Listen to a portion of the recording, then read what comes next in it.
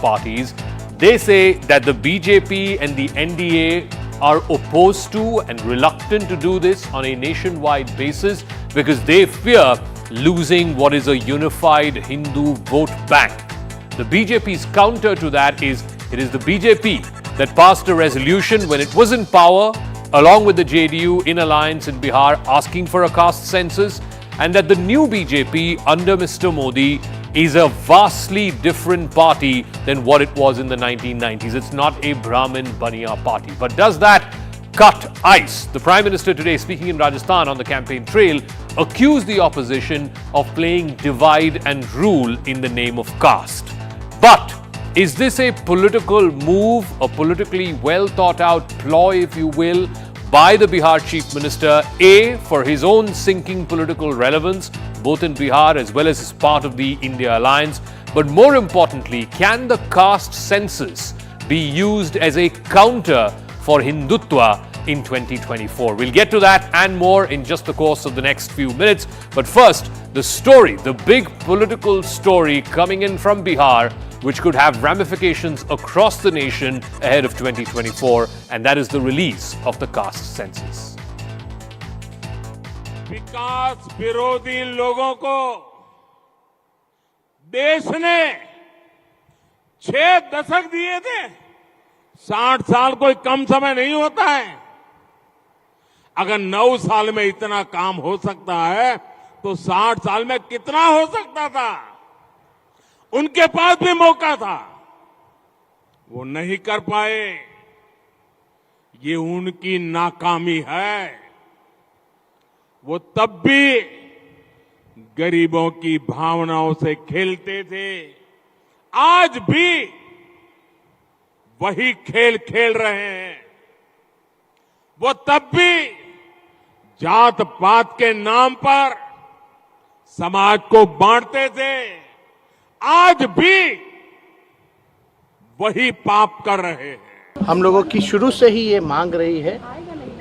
सड़क से संसद तक हम लोगों ने संघर्ष किया था। जातीय जनगणना हम लोग चाहते थे, लेकिन बिहार में हम लोगों ने जाति आधारित गणना हम लोगों ने कराया है। और साइंटिफिक जो डेटा जो है, आर्थिक सामाजिक न्याय की जो लड़ाई लगातार हम लोगों ने जो लड़ी है, और चुनाव में भी यह हमेशा से हम लोगों का अहम मुद्दा रहा है। After the 75 years of Indian independence, and mainly in Amrit Kal, every weaker sections of the society, they have right to know what kind of schemes they have been implemented in their favor. Why there is a large section of these groups, they are so weak, they are so illiterate, they are so powerless, they are so within the poverty line. How their kids, they are not getting proper food, ... Now, it has become very clear that 63% of the Bihar masses, they are backward classes, they need socio-economic educational empowerment.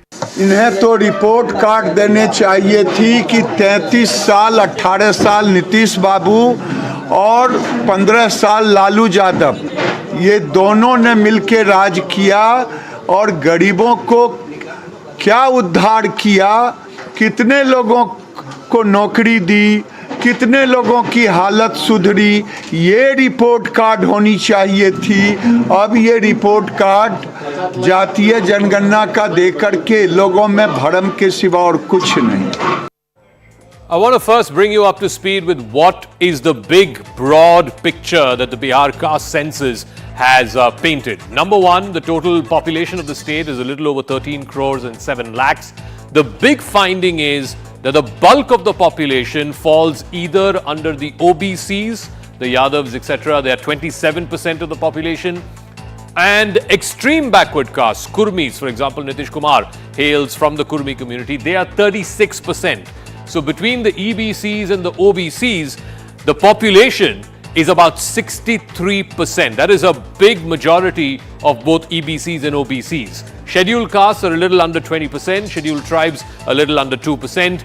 The unreserved, which is the general category or the forward caste, the upper caste, they are only 15%. So which means what Nitish Kumar and his alliance partners, the RJD, the Congress, etc., are saying is, if only 15% of the population is represented by the forward caste or the upper caste, then why is there no proportional reservation for the extremely backward castes and the OBCs, who are more than 60% of the population? This is the contention, political contention that's been made. Now, the India Alliance has accused the BJP of being anti-OBC and that they represent only 15%, the upper caste or the forward caste, as per this caste census.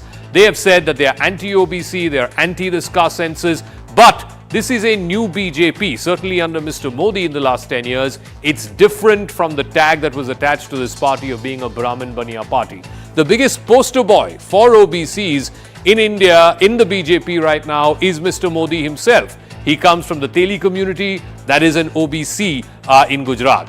Second, in 2021, the last time there was the cabinet expansion of the Modi Sarkar, there were 27 OBC ministers, new OBC ministers who were inducted. The entire cabinet is about 70 odd.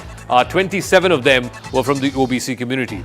85 out of the 303 Lok Sabha MPs that the BJP has happen to be from the OBC community. A large chunk of them are from UP and Bihar, the two heartland states. Out of the total MLAs across all the 28, 29 states in the country, the BJP has 27% of its 1300 plus MLAs happen to be from the OBC community. And when it comes to MLCs, 40% of the 163 MLCs that the BJP has are OBCs. Also, what they claim is that the Modi government had recently given constitutional status to the OBC Commission, which will look into the status of OBCs, the reservation for them in government jobs as well as in educational institutions. Also, reservation was provided for OBCs in NEET, which is the higher education entrance examination for higher education. And also very recently, there was the Vishwakarma scheme that was launched for artisans and people with specialized skill sets. A bulk of them happen to be from the OBC community. But the contention of the opposition parties politically, they have been asking for this caste census for some time now. Their contention is that the BJP and the NDA have been opposed to it, and they cite the affidavit that was filed by the central government in the Supreme Court when this matter came up a few months ago. The centre's affidavit in the Supreme Court in September of 2021 that caste census of backward classes, it's administratively difficult and it is cumbersome. That the data suffers in respect of completeness and accuracy. It is also, that affidavit had said, unusable for official purposes because they are replete with technical flaws. And then this was followed up with another affidavit. This was on the 29th of August 2023. This is when there was a challenge to the release of the caste census data and the Supreme Court had rejected it. In that, it also went on to say, the centre went on to say in that affidavit that it is only the Census Act of 1948 which empowers only the central government to conduct a census. No state government, no other agency can or is allowed to conduct a census. That power is only with the central government basis the 1948 Census Act. They also went on to say in that affidavit that the centre is committed to taking all kinds of affirmative action for OBCs, EBCs, other backward castes, and that the Modi government is very much for the upliftment of scheduled castes and scheduled tribes. Now, this has become political for two reasons. One, the India Alliance is hoping that they can use the caste census and this polarization between forwards and backwards, they are hoping will be a counter to Hindutva, because Hindutva believes in one unified Hindu vote, which the BJP has managed to construct, and a large part of that Hindu vote comes from the backward communities. They are hoping to make a dent in that. Will that happen? Will the caste census be a counter to Hindutva in 2024? Let me now open this up to our panelists who are joining us. Rashid Kidwai, senior journalist; Amitabh Tiwari, columnist and author; Rohan Gupta is national spokesperson of the Congress Party; and Tuin Sinha is national spokesperson of the BJP. Rohan Gupta, let me start with you first. Even today, while campaigning in Rajasthan, the Prime Minister said the same old tactics of divide and rule, जात पात के नाम पे जो पाप कर रहे हैं और 60 साल से करते आ रहे हैं, उसी को दोहरा रहे हैं. So, basically the BJP's contention is you're bringing this caste census, dividing people along caste lines only because you do not have a counter to this unified narrative of Hindutva that the BJP and Mr. Modi represent. How do you respond to that, Rohan? See, Zaga, this is really surprising. When Prime Minister himself says that he comes from OBC caste, then there is no Jat Pat. When BJP says that Modi's surname is like Rahul Gandhi's statement against Modi is insult to OBC, then that is not Jat Pat. When Congress talks about Jitni Abadi Utna Adhikar, then it is Jat Pat. What are we saying? We are just simply saying that you just release the census data. You have seen Bihar, they have released the data, and when 84% of that data says that OBC, ST is there, when the population is more, they have to be given more rights. Where it is not question of Hindu-Muslim. It is about the intention of this government to impose their own style of working. If their intention is not bad and they are not against OBC, why they are afraid of releasing this census data? It is as simple as that. On Congress, Mr. Rahul Gandhi is raising this question. Even in Parliament, he told that if out of 90, only 3 secretaries are OBC, when they are almost 50% of population, obviously it is injustice. So we are raising pertinent questions. Why BJP, who has been doing OBC politics till now, is afraid of releasing this census? I think there is something, because what they say and what they do, there is a gap between these two, and this is one example of that. So Rohan, very quickly before I go to Tuin Sinha, the BJP's political counter to this is that of the MPs that they have, out of the 303 MPs that they have, 85 of them are from OBC communities. Out of the 1300 plus MLAs that they have across various state legislatures, again, more than 30% of them are OBCs. Like I said, the Prime Minister himself is the poster boy of OBCs. So then how do you politically counter this? Because in the Congress's list of MPs or MLAs, the OBCs are far less than as a proportion than the BJP's. That is what I am saying, Zaka. When OBCs have trusted Mr. Modi's statement that he is OBC Prime Minister, and now if OBCs are feeling that they are not getting justice, obviously BJP is going to be jittery. And that's why when Rahulji gave the data that out of 90, only 3 secretaries are OBC, that is in hand of government, right? When OBC MPs, MLAs are elected from BJP, it means that it is more responsibility of BJP to satisfy OBC expectations. And that is where they are failing. And that's why they are jittery now. So, Tuin Sinha, respond to this. The India Alliance is claiming, and Nitish Kumar said that today as well in a soundbite, that after the caste census was released, that the BJP and the NDA and the central government had consistently opposed this caste census. In fact, they had given in an affidavit to the Supreme Court as to why no state government should be allowed to carry a caste census, only the centre should be, and the centre was reluctant to carry out this caste census.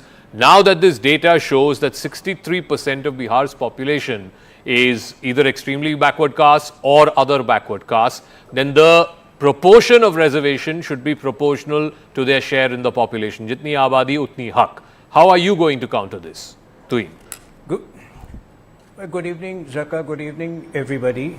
Well, prima facie, this caste census carried out by the Bihar government seems to be politically motivated, and until we clearly get to know the methodology employed by them, I think I would hold my comments until then. But fact is that history bears testimony to the fact that Congress has been the biggest enemy of the OBC community in India. Had they not delayed the implementation of the Mandal Commission report by 7 years, and had they not delayed the implementation of the Kaka Kelkar Commission report by a few decades, the OBC community would have been way better than what Rahul Gandhi, today blames us for. Today, if there are only 3 IAS officers in the central government, only and only the Congress governments are to blame. Now, as far as the caste census is concerned, our government has done more for the OBC community. We have passed the landmark OBC Act. Now, state governments have the exclusive right to decide who they want to include within the OBC community. This is something unprecedented. If you look at the schemes, Vishwakarma scheme, 30 lakh beneficiaries, those people who the previous governments never cared for. Carpenters, locksmiths. So I think there are other ways to empower the OBC community. As far as caste census is concerned, we have never been opposed to it. But in terms of administrative authenticity, we need to be convinced, because these are issues that will have great repercussions for the future of this country. Congress today is a degenerative, dystopian force which will never care for the future of our country. So, Rashid Kidwai, how do you respond to the charge that this is a cynical political ploy by Nitish Kumar? A, he's losing relevance in his own state because, he used to have 70 or 80 MLAs in the previous dispensation. Right now, he has about 43 or 44. So, his own relative value, whether he was allied with RJD or whether he was allied with BJP before, his relative political stock has fallen. This is one way of him reviving it. And two, even within the India alliance, at least in the last meeting that they had, I think in Mumbai it was, when this caste census idea was deliberated upon, at least one party, which I'm given to understand is the TMC, had reservations on having a caste census across India. But today the Congress is wholeheartedly embracing that idea. How would you counter what the BJP's assertion is that in the last 10 years, Mr. Modi has changed this party? It's no longer a Brahmin Baniya party, it's an OBC party. I've given out the numbers some time back, and therefore harking back to a politics of the 1990s will not work. I think the grammar of Indian politics will change.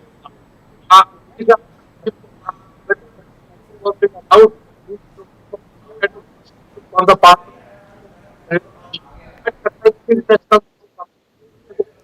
Rashid, I'm really sorry, your audio is very poor. We'll try and establish that again, maybe connect back to you in a moment. But let Amitabh Tiwari take that question. Yes, Amitabh Tiwari. So essentially, as you've mentioned, it is though the objective ostensibly is the improvement of the backward communities, the political ploy is very clear. So essentially, the BJP's support amongst the OBCs has doubled from 22% in 2009 Lok Sabha election to 44% in 2019 Lok Sabha election. Today, one of every two voter of BJP is an OBC or comes from the OBC community.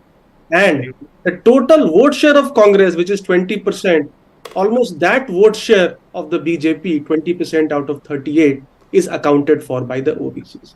So without making a dent in the OBC vote bank, it is not possible for the India bloc or the opposition to defeat the BJP.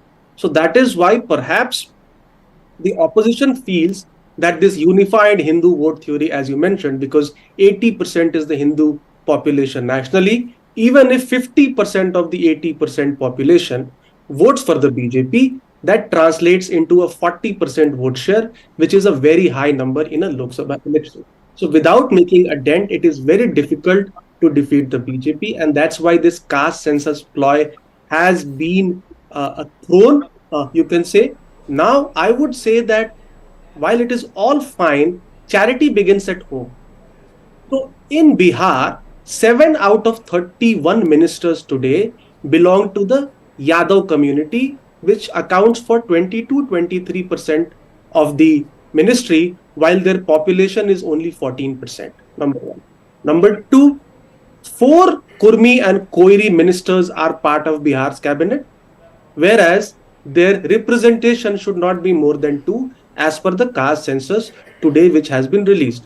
So now, what is the next step of the India bloc? What does Nitish want to do is the next step.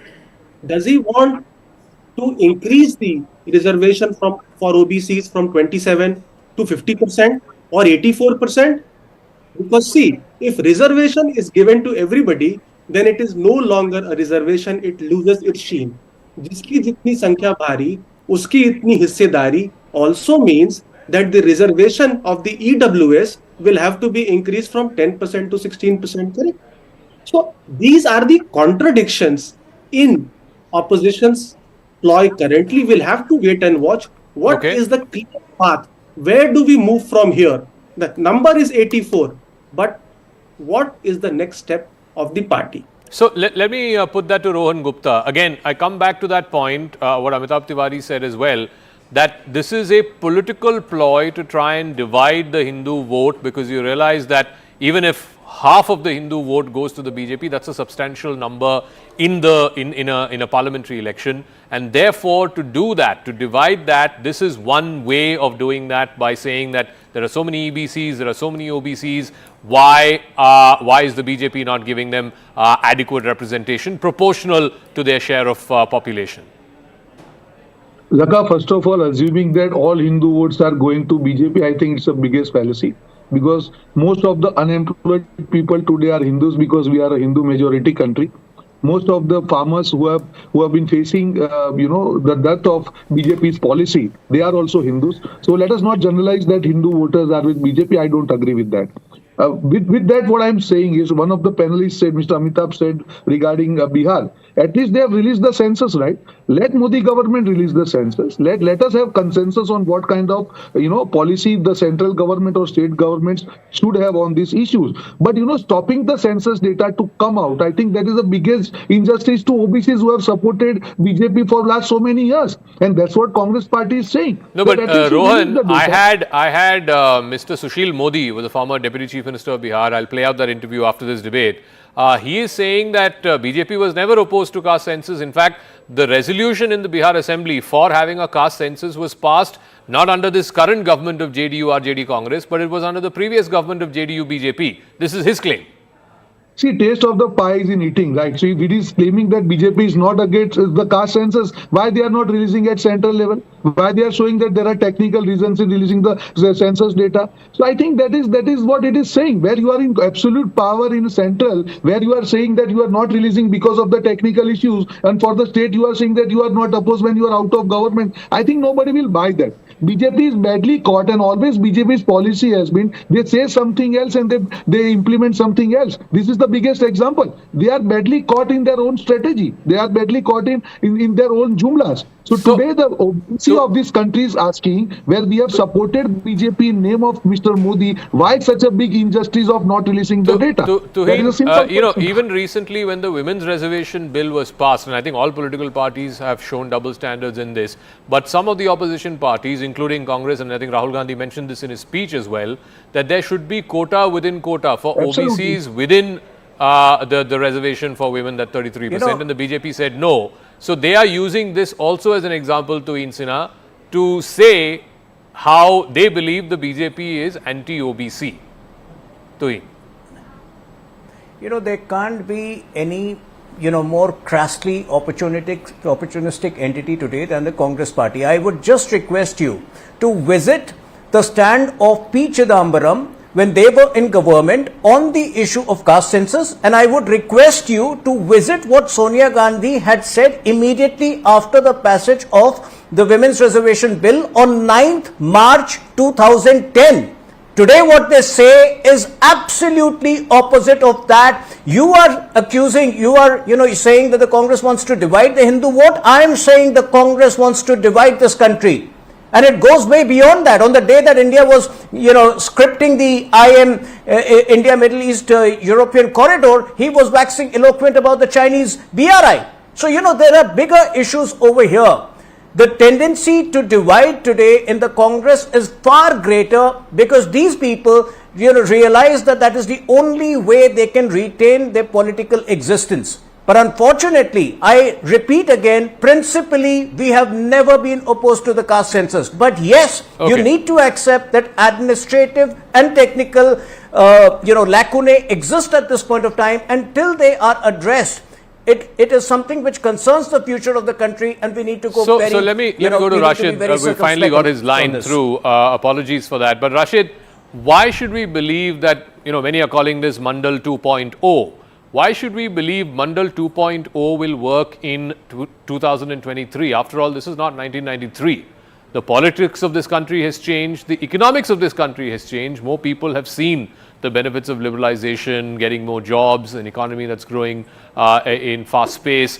Why should the country is not the same as what it used to be during those very heady days of the late 80s, early 90s. In a way, the BJP's mobilization around Hindutva, Mandal was countered by Mandal 1.0. But Mandal 2.0, if the BJP itself has subsumed OBC politics under the new BJP, under Mr. Modi, why should we believe that this caste census will work politically? I think, Zaka, to my mind, caste census is going to be a game changer.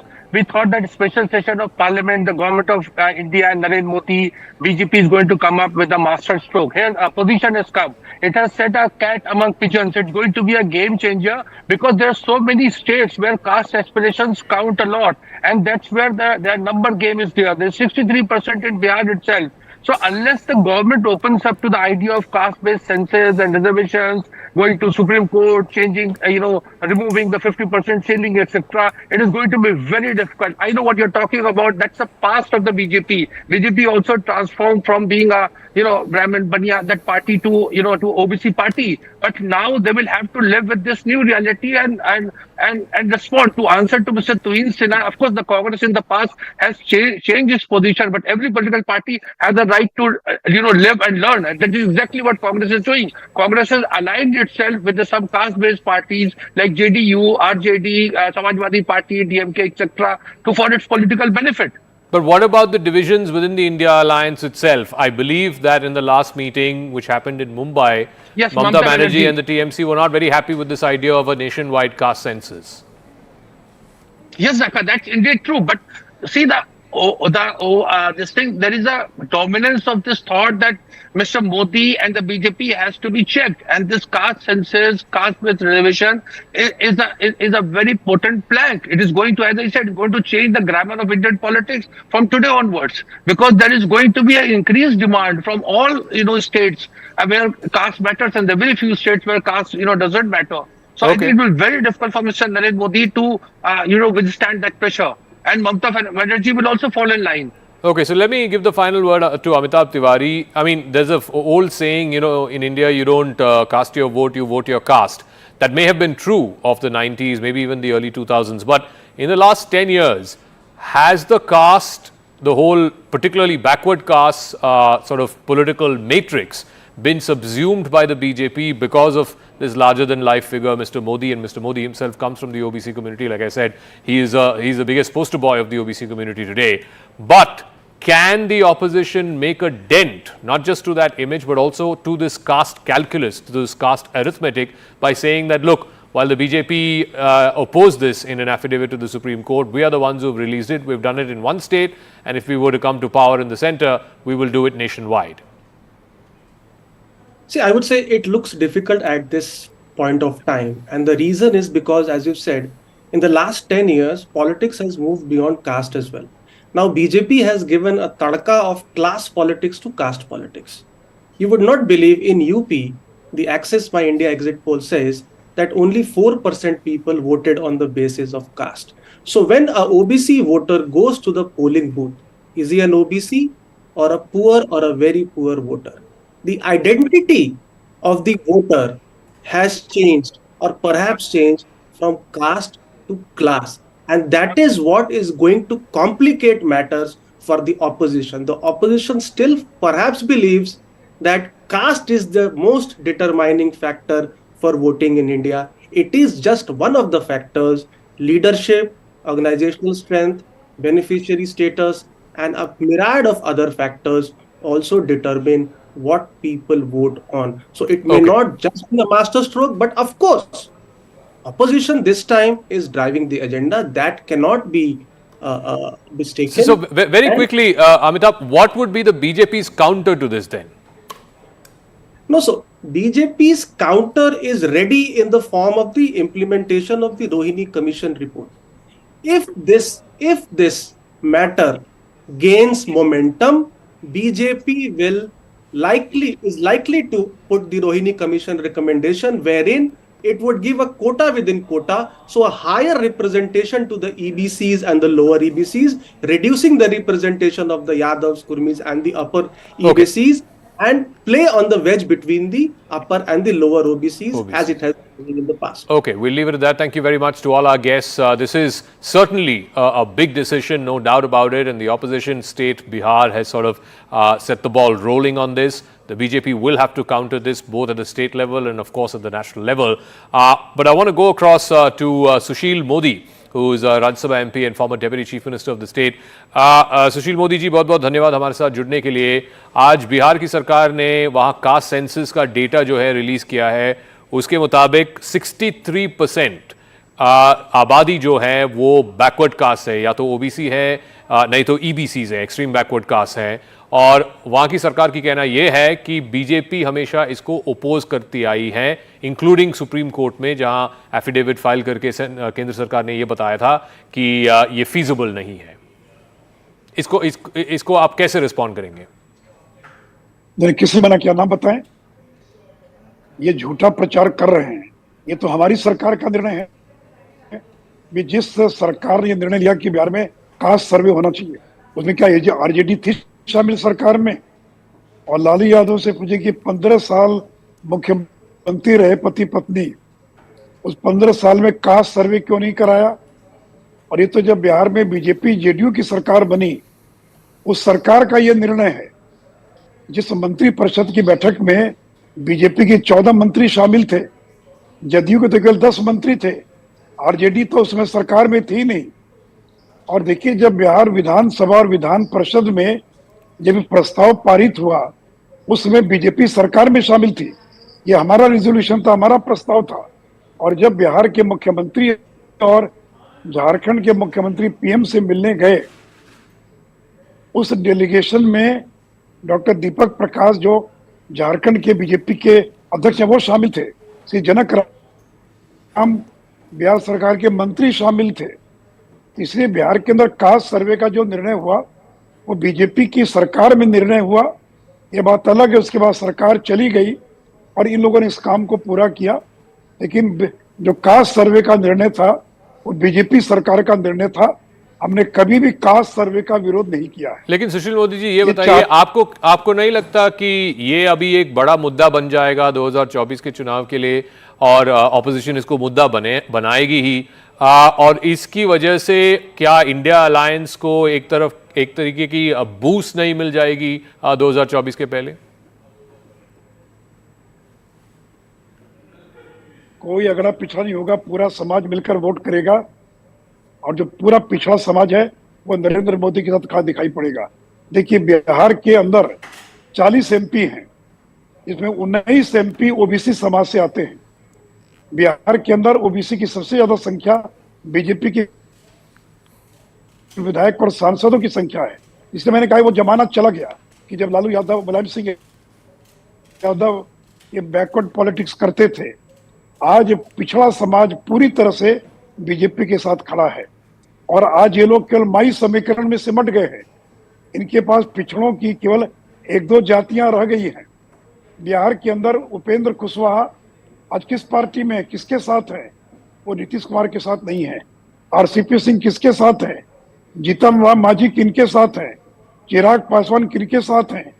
पिछले 9 महीने के अंदर एक बड़ा नेता जदयू और RJD के साथ नहीं जुड़ा है. और 3 बाई इलेक्शन हुआ बिहार के अंदर. उस 3 में 2 बाई इलेक्शन बीजेपी जीती, और 1 बाई इलेक्शन में 64,000 वोट लाकर हम दूसरे नंबर पर रहे. और नीतीश जी के पास तो केवल 44 एमएलए बचे हैं. वो 44 विधायकों के नेता हैं. तो अति पिछड़ा समाज कब नीतीश जी का साथ छोड़कर चला गया? क्योंकि जिस दिन नीतीश जी ने ऐलान किया कि तेजस्वी यादव उत्तराधिकारी होंगे, बिहार का कोई अति पिछड़ा तेजस्वी यादव या लालू परिवार को अपना नेता स्वीकार करने के लिए तैयार नहीं है. और आज बीजेपी ने बिहार में सम्राट चौधरी को प्रदेश का अध्यक्ष बनाया है. हरी सहनी पहली बार निषाद का बेटा लीडर ऑफ ऑपोजिशन बना है. उससे मैंने कहा कि वो जमाना चला गया, और इसलिए कास्ट सर्वे जो बिहार में हुआ है, वो निर्णय बीजेपी सरकार का निर्णय था, हमारी सरकार का निर्णय था. ओके, सुशील मोदी जी, बहुत बहुत धन्यवाद हमारे साथ जुड़ने के लिए. Sushil Modi, the former deputy chief minister of the state, saying that the BJP was never opposed to the idea of caste census. In fact, it was when the BJP and JDU were in power in a coalition government there that the assembly passed a resolution to have a caste census in the state in the first place. All right, now the diplomatic showdown between India and Canada, it continues, although Justin Trudeau seems to have piped down. Dr. Jaishankar, the Indian foreign minister, in a visit to the US has also said that if Canada has some concrete evidence, some specific evidence, then India is willing to act. So far, it's been over 2 weeks. There has been no concrete evidence or specific evidence that's been put either in the public domain or been shared with India in private. Meanwhile, the question still remains, what is this intel chatter which Canada has? Will that be good enough to stand trial in a court of law? And most importantly, why has that not been shared after this huge diplomatic fracas broke out between Ottawa and New Delhi?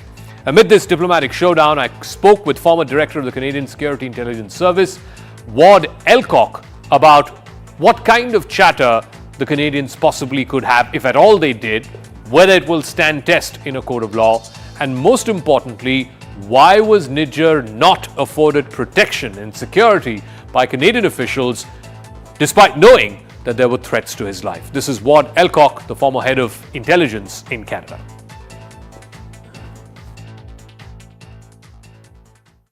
All right, so this controversy between India and Canada going on for over a week now. In fact, it's going to be a couple of weeks now since the Canadian Prime Minister made those very dramatic and public allegations about Indian intelligence being behind the assassination of Hardeep Nijjar. India, of course, has rejected those allegations. The Foreign Minister speaking in the United Nations, as well as subsequent meetings that he's had in the United States, suggesting that both privately and publicly, no specific evidence has been shared so far with India, and if it was, then India is willing to take action. Joining me now is Mr. Ward Elcock. He served as the Director of Canadian Security Intelligence Services from 1994 to 2004. He was the longest serving Director of Canadian Intelligence. He also went on to become Deputy Minister of National Defence. Thank you very much, Mr. Elcock, for speaking with us here on CNN News 18. First things first, in the world of intelligence, when there is so much secrecy shrouded around it, this kind of public accusations, a prime minister of a country standing up in parliament and making public accusations against another country, would that be considered normal or would it be odd? When you first look at it, one would probably say that it is odd, but having said that, the circumstances themselves are odd. It's not very often that a country stands accused of having carried out an assassination. A democratic country is accused of carrying out an assassination in another country. And as I understand it, although I'm obviously not involved and wasn't party to any of the discussions, the government of Canada has said on a number of occasions that it sought to have discussions with the Indian government before the Prime Minister made his statement, but didn't make any progress in those discussions with the Indian government. And I guess the other comment I would make is that apparently there were considerable rumors within the community here already in some press coverage of that and of other possible leaks that were about to come out that would probably have forced the issue onto the public stage in any case. Mr. Elcock, the words that were used by the Canadian Prime Minister were credible allegations. Just help us traverse that distance between what is an allegation and what may be considered as evidence. Evidence that obviously, in this case, it's a case of murder, has to stand the test of law, has to stand up in a court of law. How does one traverse that distance? Because so far, we've not seen any evidence. All we've heard is what the Prime Minister said, credible allegations. Well, intelligence often is not, sometimes never transformed into evidence. In some cases, because governments are unwilling even to admit that they have the intelligence and to put it before a court, even if they know the information to be true. The reality is, knowing the capacity of the system and the intelligence that I've seen over the past, I have no reason to believe that the intelligence the Prime Minister has referred to is inaccurate. When you say intelligence seldom translates into evidence for various reasons. Like you said, governments are unwilling to reveal the nature of that intelligence because it might compromise sources and so on. But what are we typically looking at? Are we looking at chatter of diplomats? Are we looking at encrypted messages being decoded? What typically would construe as intelligence which leads to these credible allegations of potential Indian involvement? It could be any of those things. It could also include human sources. It could include a number of things. Given that the government has been so clear in its position, Canadian government has been so clear in its position, it is likely that there are multiple sources of intelligence. It would be extraordinarily rare for any Canadian agency or indeed the government to proceed on the basis of a single source of reporting. So that would say to me that there were certainly more than three, but how many other sources of intelligence, I don't know, but certainly multiple sources. If it has to lead to the conclusion that there were certain Indian officials who were based in some of the missions there in Canada involved, either directly or indirectly, in the murder of Hardeep Nijjar, again, what is the distance that must be traversed for that to stand up in a court of law? Because it's a pretty big accusation to make.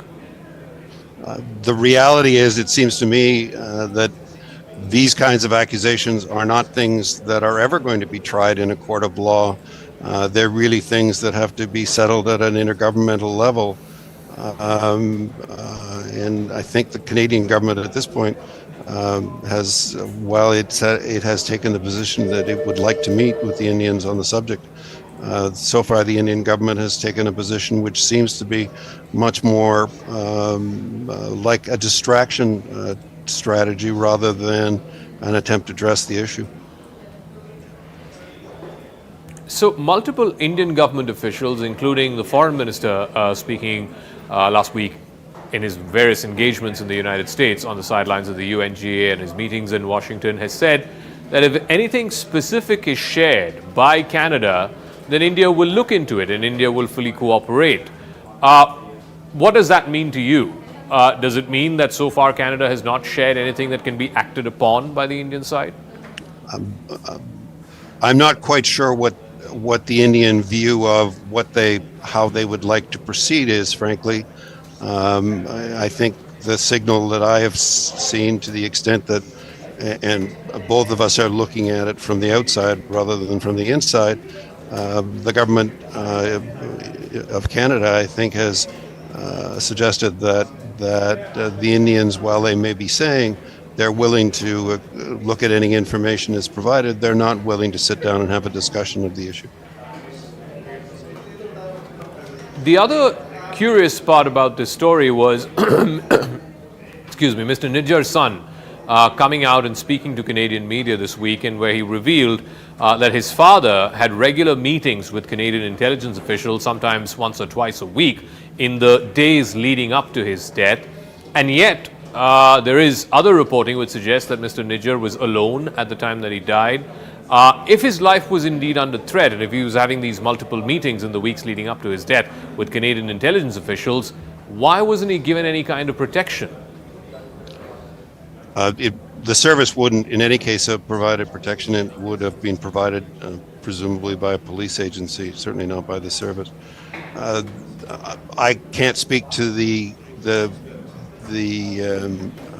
truthfulness of the claims of Mr. Nijjar's son, and there could be many reasons why the service might meet with someone, starting from the point of view that given the nature of our country as an immigrant country, the service does maintain contacts with a wide range of individuals within the various communities across Canada for a variety of reasons, in many cases to listen rather than for any other reason. There is at least a public indication in this country that CSIS may have provided some information to Mr. Nijar that he was facing some kind of threat. But I have no idea what the level of that threat was seen to be, or how imminent it was seen to be, or whether that was or what point that was provided. Doesn't it also strike to you as odd that if Mr. Nijar was having these multiple meetings with Canadian intelligence officials, he was, after all, someone who had an Interpol red corner notice against him? My understanding is any signatory to the Interpol is bound to take some sort of legal action if they come into contact with someone against whom there is a red corner notice. The service does not have any police powers, so it is entirely an intelligence collector. If there were any action to be taken, that would be for the RCMP to take that action. And frankly, that would depend on the nature of the information provided. There are more than a few red notices out there that are, to say the least, suspect. So simply issuing a red notice doesn't mean that somebody is in fact going to be arrested. All right, and one final word. In your long years in service, and especially as Director of Canadian Intelligence, have you come across any such case involving Canada and any other foreign government or country where, such public back and forth was happening? No, this is, I think, the most serious case that I have seen. I can recall other cases, but they don't rise to the level of this case. There have been over the years cases where people have alleged one country or another is spying on the other, but I'm not aware of any other instance where a country has carried out an assassination in Canada. Okay, we'll leave it at that. Thank you very much, Mr. Alcock, for speaking with us, the former head of Canadian Intelligence, saying that it's rare that such accusations are being made in public, and B, what the Canadian government has now are credible allegations based on intel, and that rarely ever translates into evidence in a court of law. Thank you very much for tuning in. News and updates continue right here. The Khalistan issue has been a long-standing source of tension between India and Canada. The most prominent episode of this tension was back in 1985 when an Air India flight was bombed by Khalistani separatists. All 329 people on board died, including more than 250 Canadians. Now this issue is back in the limelight, with Canadian Prime Minister Justin Trudeau publicly accusing the Indian government of interference in Canada's internal affairs. But this is not the first country that Trudeau has accused of poking its finger in Canada's business. He had famously done that to China before the last Canadian elections, accusing China of meddling in Canadian elections. But soon after his re-election, Justin Trudeau went quiet regarding this Chinese meddling, and the opposition Conservatives in Canada are now accusing him of going soft on China. On Crux Decode, is Trudeau amping up against India in a bid to divert attention from China?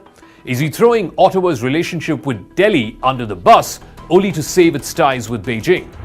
Is Beijing the elephant in the room in this recent episode of the Khalistan flare-up? In 2022 at the Bali G20 summit, Justin Trudeau had a public argument with Chinese President Xi Jinping.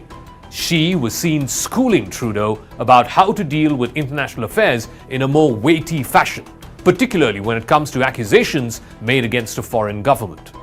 Xi was confronting Trudeau on allegations of Chinese meddling in Canadian politics.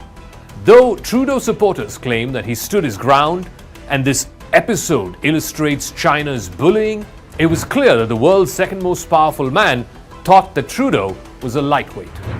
And this was not the first time either. Back in 2019, during the G20 summit in Osaka, Japan, Trudeau had another public disagreement with Xi Jinping. This one was over the ongoing protests back at that time in Hong Kong, or the Yellow Umbrella protest as it came to be known.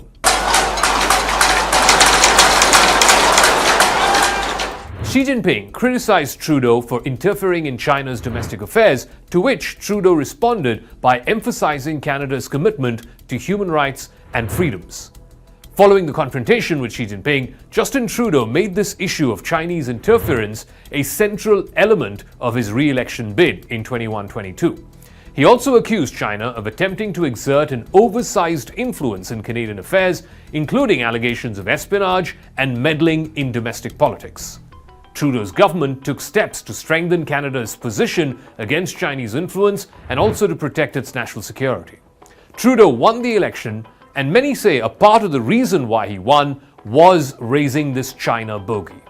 Interestingly, after the election, Trudeau went mum on the Chinese allegations. His government did not move, at least publicly, it didn't move against China, either in the trade talks or in other aspects of the bilateral relationship.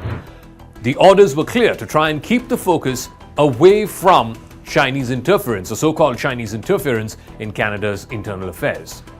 During this period, however, one significant development in the Canada-China relationship was the arrest of Meng Wanzhou, the CFO of Huawei, one of the biggest telecom companies in the world.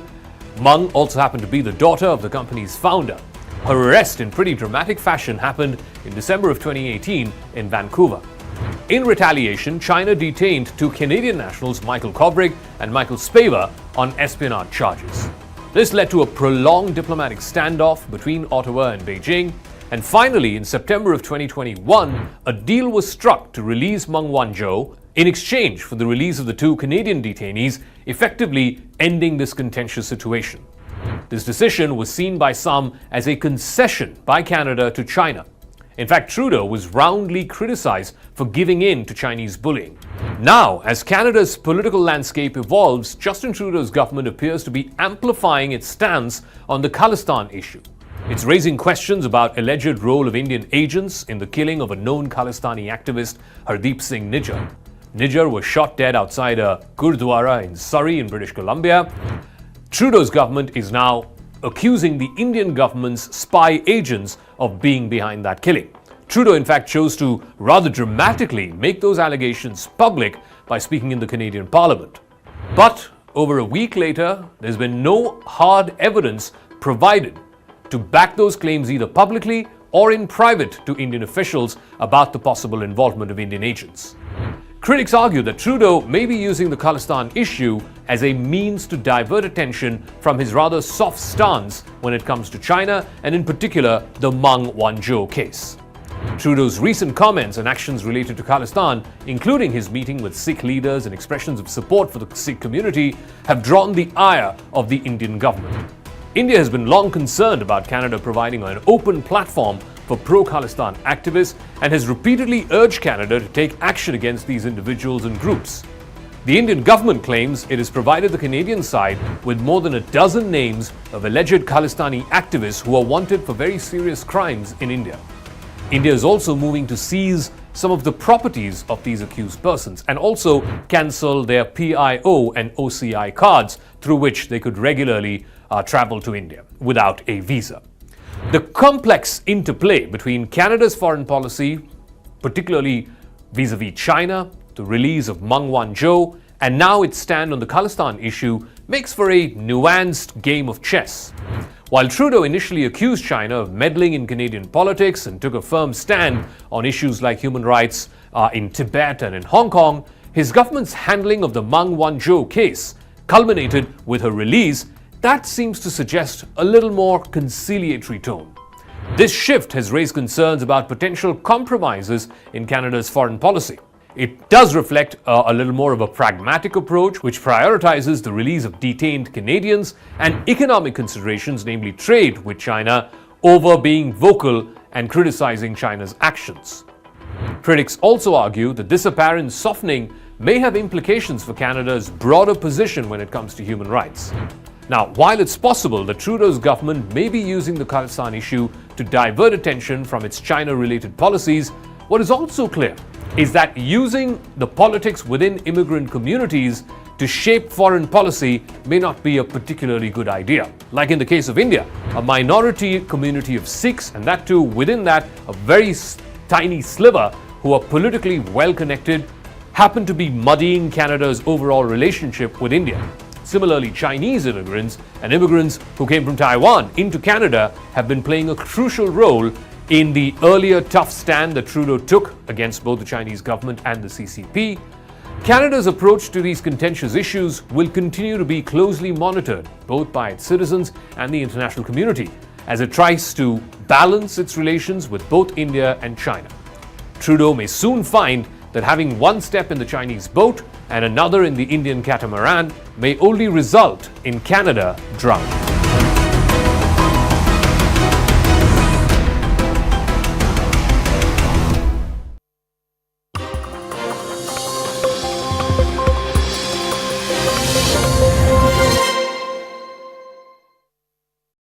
और अब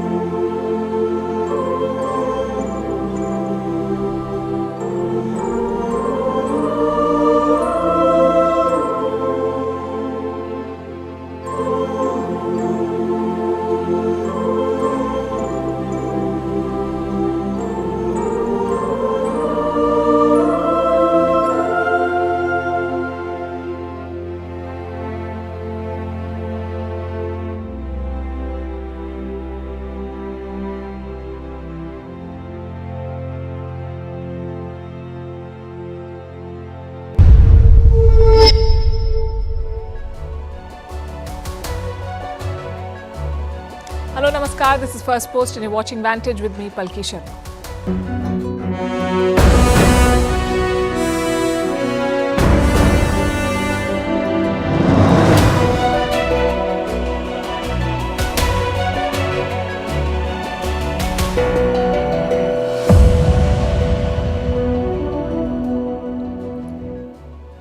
It's Monday, October the 2nd, a national holiday in India as we celebrate the birth anniversary of two leaders, Mahatma Gandhi, the father of the nation, and Lal Bahadur Shastri, Gandhi's disciple and India's second Prime Minister. We wonder what they would make of today's India. It has its challenges, it also has its success, like the economy. India is the world's fastest growing major economy. It has been beating the global trend, but a poor monsoon may slow India down a bit. The world's biggest economies, the US and China, are under pressure. We look at the numbers tonight. Meanwhile, Turkey has bombed Iraq as the Kurdish threat re-emerges. The Maldives is set to get a new president and it's a setback for India. We'll tell